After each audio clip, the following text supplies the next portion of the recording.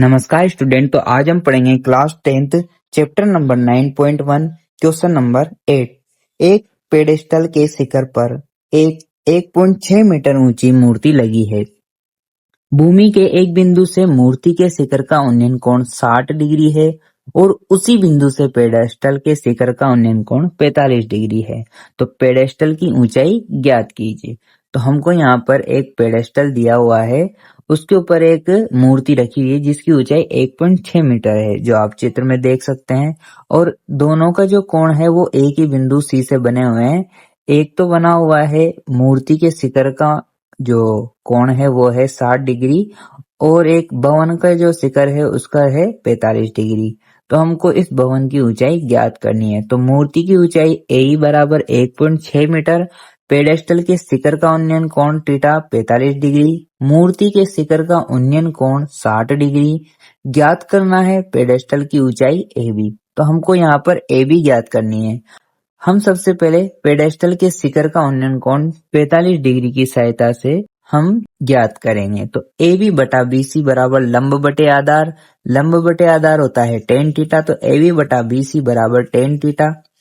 A B हमारा है, हमने ए बी को एच मान लिया, ऊंचाई ज्ञात करनी है तो, और बी सी को हमने एक्स मान लिया, बराबर टेन 45।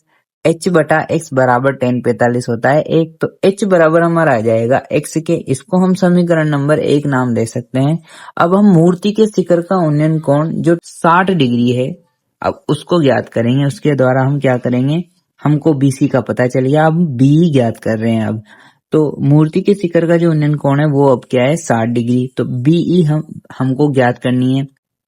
B से हमने ज्ञात कर ली है, लंब बटे आधार हमारा होता है टेन थीटा।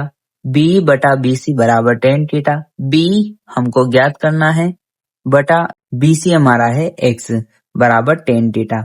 BE की जगह हम क्या लिख सकते हैं, AE की लंबाई और AB की लंबाई। AE की लंबाई है 1.6 मीटर और AB है हमारा h। तो 1.6 प्लस h बटा x, टेन 60 होता है √3। अब समीकरण 1 से x बराबर क्या है, h है। तो 1.6 प्लस h बराबर h √3। x की जगह हमने क्या लिख दिया h, क्योंकि x √3 होता, x की जगह हमने h रखा तो h √3 हो गया। h √3 माइनस h बराबर 1.6। तो h कोष्टक √3 माइनस 1 बराबर 1.6। h बराबर हमारा क्या आ जाएगा 1.6 बटा √3 माइनस 1।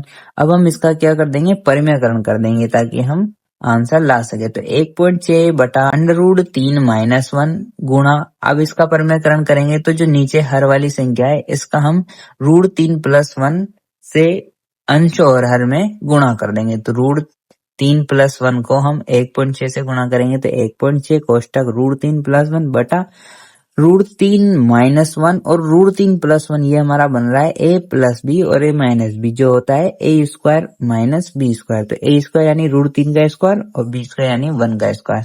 तो 1.6 कोष्टक √3 प्लस 1 बटा √3 का स्क्वायर होता है 3 और 1 का स्क्वायर होता है 1। तो 3 माइनस 1, तो 1.6 कोष्टक में √3 प्लस 1 बटा 2, 3 में से 1 जाएगा तो 2 बचेगा, और 2 से हम 1.6 में अगर भाग देते हैं तो क्या आएगा 0.8 कोष्टक √3 प्लस 1 मीटर, यानी h हमारा क्या आ जाएगा 0.8 कोष्टक √3 प्लस 1 मीटर।